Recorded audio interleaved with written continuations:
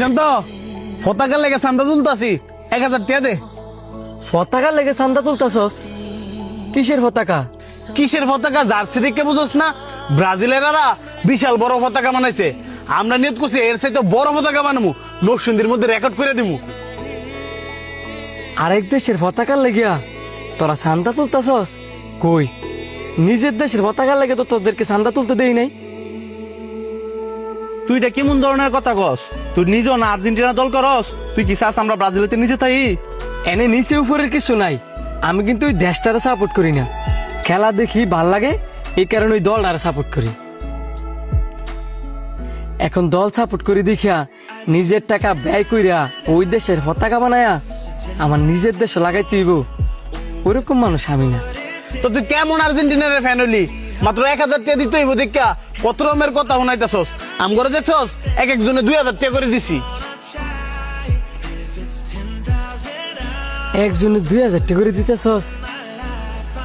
আমাদের দেশে কিন্তু ফুটবল প্রেমী কোটি কোটি মানুষ আছে।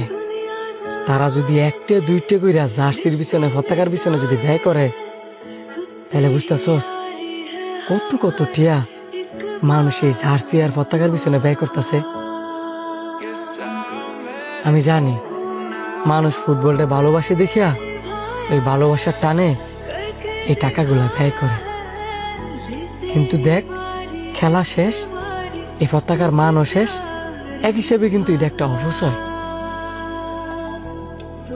এই সেম টাকাগুলা আমরা অপচয় না কইরা, পতাকার পিছনে ব্যয় না কইরা, আমরা যদি গরিব দুঃখী মানুষের পিছনে ব্যয় করতাম, এই প্রতিদিন আমরা পৃথিবীতে পাইছিতাম, আখেরাতে পাইতাম। এলাকার মধ্যে একটা লোক যে চিকিৎসার অভাবে অসুস্থ হয়ে ঘরের মধ্যে ফিরে থাকে, কই তোদেরকে তো দেই না? সবাই মিললে একটা সংগঠন কইরা টেয়া উড়ায়া ওই লোকটা চিকিৎসা করাই দিতে।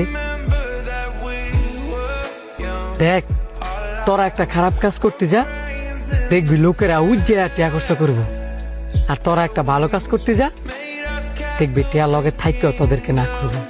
টিয়া দিতি না এনে করবি, তুই আম করে বুঝাইতে পারবি? তুই কি যায় জনে জনে সবারে বুঝাইতে পারবি? তোর কথা কেউ শুনবো? আয়